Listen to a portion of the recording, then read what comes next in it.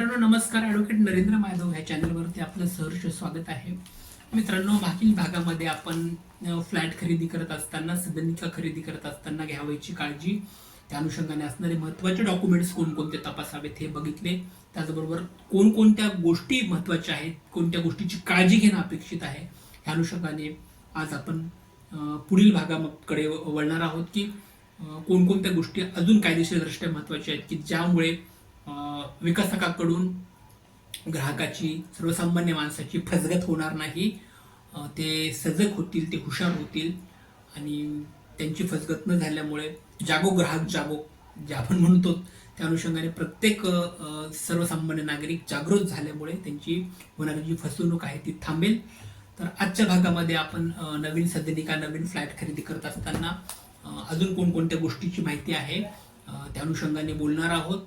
तत्पूर्वी मित्रांनो, चॅनल आपल्याला आवडत असेल तर लाईक आणि सबस्क्राईब करा, कारण ह्या चॅनलच्या माध्यमातून मी नेहमी सांगत असतो की आपल्याला कायदेशीर घडामोडी अगदी मोफत आपल्यापर्यंत येत असतात. त्याचबरोबर आपल्याला संस्काराचं महत्त्व सुद्धा समता संस्कार शिबिराच्या अनुषंगाने आपल्यापर्यंत प्रोव्हाइड करण्याचं काम आम्ही करत असतो. आपले कर्तव्य आहे लाईक करा, सबस्क्राईब करा, कारण कायदेशीर घडामोडी तर आपल्याबरोबर येतच. त्याचबरोबर एक संस्कारशील माणूस म्हणून जगण्यासाठी सुद्धा आपल्याला एक प्रेरणा प्राप्त करते. ह्या चॅनलला लाईक केल्यामुळे आपल्याला ती प्रेरणा मिळू शकते. म्हणून लाईक कराल, सबस्क्राईब कराल. मित्रांनो, आता पुढचा जो मुद्दा आहे की ज्यावेळेला आपण एखादी सदनिका खरेदी करणार असतो, ती सदनिका खरेदी करत असताना ज्या जमिनीवरती बांधकाम बिल्डर करणार असतो, तो विकसक करणार, बांधकाम करून देणार असतो, त्या जमिनीवर त्या जमिनीची परवानगी सुद्धा त्या ठिकाणी घेणं अपेक्षित असतं. ती जमीन, जसं की मागील भागामध्ये आपण बघितले की ती जमीन नॉन क्रशिंग, ज्याला एनए झालेले आहे का, एनए सर्टिफिकेट सुद्धा त्या ठिकाणी महत्वाचे असतात. परंतु आता त्या सदरील भूखंडावरती त्या बिल्डरला जर बांधकाम करायचे असेल तर बांधकाम करत असताना त्या बांधकामाचा नकाशांना महानगरपालिकेची परवानगी आवश्यक असते. नगरपालिकेच्या हद्दीत असेल तर नगरपालिकेची त्या नकाशाला परवानगी आवश्यक असते. महानगरपालिकामध्ये अ, ब, क दर्जाच्या महानगरपालिका आहेत, पण मेट्रोपॉलिटन सिटीमध्ये अ आणि ब दर्जाच्या ज्या महानगरपालिका आहेत, मुंबई, पुणे, नाशिक सारख्या, तर इथे सुद्धा आपल्याला त्या महानगरपालिकेची परवानगी आवश्यक असते. त्याचबरोबर बऱ्याच ठिकाणी स्थानिक स्वराज्य संस्था आहेत, ज्याचे कॉन्टेनमेंट बोर्ड वगैरे असतील किंवा दुसऱ्या काही ग्रामपंचायत वगैरे, ह्या स्थानिक स्वराज्य संस्थेची सुद्धा त्या ठिकाणी त्यांना जो काही नकाशा त्यांनी अप्रूव्ह केलेला असतो की सो अँड सो प्रकारचं बिल्डिंगचं स्ट्रक्चर आहे आणि सो अँड सो प्रकारच्या बिल्डिंगमध्ये, त्या टावरमध्ये एवढे फ्लॅट आम्ही करत आहोत, ती स्ट्रक्चरल जी नकाशा आहे त्या नकाशाला स्ट्रक्चरल ऑडिटला परवानगी सुद्धा त्या ठिकाणी महानगरपालिकेची, संबंधित जी काही स्थानिक स्वराज्य संस्था आहे त्यांची घेणे अपेक्षित असते.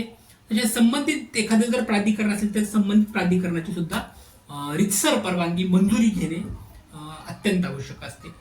आणि जर सर्वसामान्य नागरिकाला ज्यावेळेस एखाद्या टावरमध्ये सदनिका किंवा फ्लॅट खरेदी करायचा आहे तर त्यांनी ह्या गोष्टीची माहिती घेतली पाहिजे की त्या बिल्डरने ह्या गोष्टीची माहिती केलेली आहे का, की त्या गोष्टीची त्यांनी रितसर परवानगी घेतलेली आहे का त्या विकासकांनी, त्या बिल्डरने, की महानगरपालिकेची, नगरपालिकेची संबंधित जे काही प्राधिकरण, त्या प्राधिकरणाची नकाशा अप्रूव्ह त्यांनी केलेला आहे की. त्याचबरोबर फायर ऑडिट सुद्धा त्या ठिकाणी महत्त्वाचं असते की फायर ब्रिगेडचे सुद्धा परवानगा बऱ्याचशा टावरना त्या ठिकाणी घेणं अपेक्षित असतं की फायर ऑडिट सुद्धा त्या ठिकाणी अत्यंत आवश्यक असतं. त्याचबरोबर मित्रांनो, बांधकाम जो पूर्ण झाला असेल तर बांधकाम पूर्ण झाल्यानंतर आपल्याला जसं आपण की बांधकाम पूर्णत्वाचा दाखला त्या ठिकाणी घेणं आवश्यक असतं, ज्याला आपण ऑक्युपेशन सर्टिफिकेट, ऑक्युपेशन सर्टिफिकेट त्याला ओसी आपण म्हणत असतो, की हा सुद्धा अत्यंत महत्वाचा भाग या ठिकाणी लक्षात घेतला पाहिजे. त्याचबरोबर इमारतीचा ताबा आपल्याला ज्या वेळेला घ्यायचा आहे, पोझेशन आपल्याला घ्यायचं आहे, तर इमारतीचा ताबा घेण्यासाठी ती राहण्यासाठी परिपूर्ण आहे का, आणि त्यासाठी ना हरकत प्रमाणपत्र एनओसी सुद्धा तपासून घ्यावं लागतं की सदरील इमारतमध्ये फायर ऑडिट आहे, सदरील इमारतीमध्ये वाटर आहे, नगरपालिकाच्या सगळ्या गोष्टी आहेत, त्याचबरोबर टॅक्स वगैरे सगळं पे केलेलं आहे, ह्या सगळ्या गोष्टीचं एनओसी झालं आहे असं अप्रूव्ह झाल्यानंतरच त्या इमारतीला सँक्शन केलं जातं, त्याच इमारतीची मंजुरी केली जाते आणि मग त्यानंतर तुम्ही रितसर त्या इमारतीमध्ये एक सदनिका किंवा 2 सदनिका जे काही तुम्हाला लागेल ती तुम्ही त्या ठिकाणी खरेदी करत असतात. म्हणजे एनओसी तपासून घेणं अत्यंत आवश्यक आहे.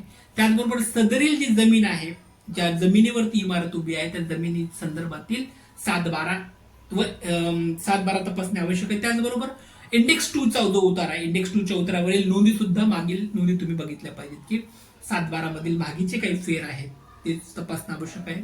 मित्रांनो, सर्वसामान्य माणसं या गोष्टीकडे दुर्लक्ष करतात.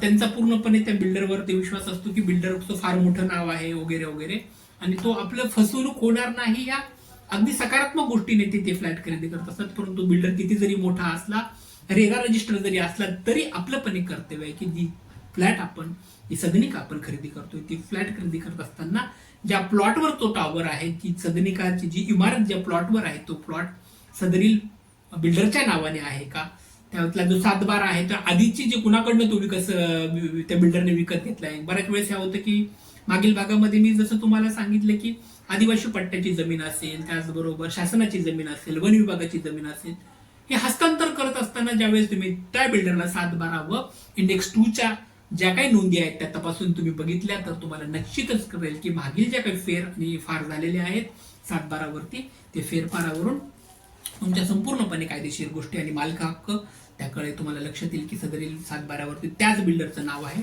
आणि सदरील इमारत दुसऱ्या एका व्यक्तीकडून त्या बिल्डरने खरेदी केलेला आहे, हे सुद्धा त्या ठिकाणी क्लिअर होईल. हे सुद्धा तपासणं अत्यंत आवश्यक आहे मित्रांनो. अजून काय महत्वाची गोष्ट या ठिकाणी महत्वाची आहे मित्रांनो की जो बिल्डर आहे, जो ठेकेदार आहे, त्या ठेकेदारांनी किंवा ज्या विकसकांनी बऱ्याच वेळेस आपण असं बघतो की मोठ्या मोठ्या बिल्डरचे, मोठ्या मोठ्या विकसकांचे खूप मोठे मोठे असे फ्लेक्स, ऍडव्हर्टाईज असे येतात की त्यामध्ये त्यांनी मोठमोठाले दावे त्या ठिकाणी केलेले असतात की आम्ही जाहिरातीमध्ये जे ऍडव्हर्टाईजमध्ये जे काही त्यांनी प्रसिद्ध केलेल्या सदनिकाच्या खरेदीदारांना जे काही त्यांनी आश्वासन दिलेले असतात, त्या संपूर्ण आश्वासनाची पूर्तता तो बिल्डर करतो का नाही हे बघणं अत्यंत आवश्यक असतं. ती जे काही ऍडव्हर्टाईजमध्ये, जसं की ऍडव्हर्टाईजमध्ये सांगितलेलं असतं की आम्ही स्विमिंग पूल देऊ, मंदिर, जिम वगैरे ह्याच्या काही सगळ्या गोष्टी आम्ही त्या ठिकाणी देऊ सोसायटीमध्ये, असं त्यांनी सांगितलेलं असतं. पण मुळामध्ये हे सगळं होत नाही. जिम म्हणजे फक्त ओपन जिम त्या ठिकाणी थोडीशी दिलेली आपल्याला बघायला मिळते, आणि स्विमिंग पूल वगैरे नावाला काही ठिकाणी स्विमिंग पूल दिलेला बघायला मिळतो ना, त्यामध्ये पाणी असतं ना, त्या ठिकाणी सर्वसामान्य लोक, सोसायटीचे लोक त्या स्विमिंग पूलचा वापर करू शकतात.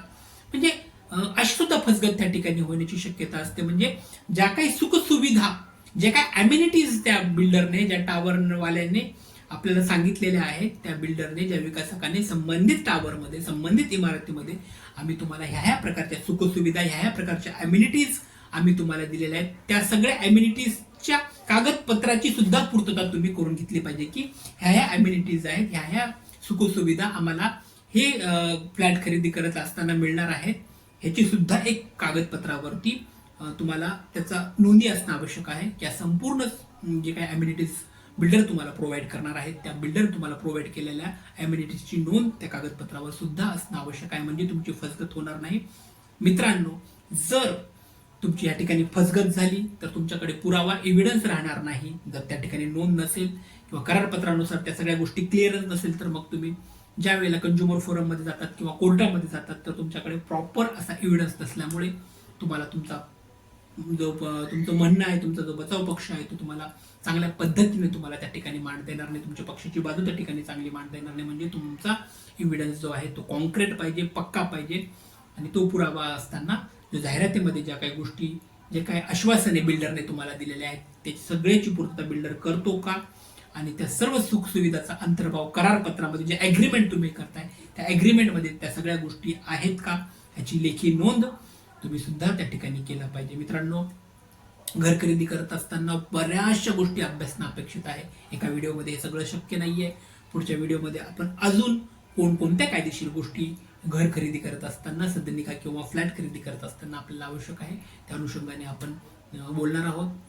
आज या ठिकाणी थांबूयात. आपल्याला व्हिडिओ आवडला असेल तर लाईक, सबस्क्राईब करा. Thank you so much.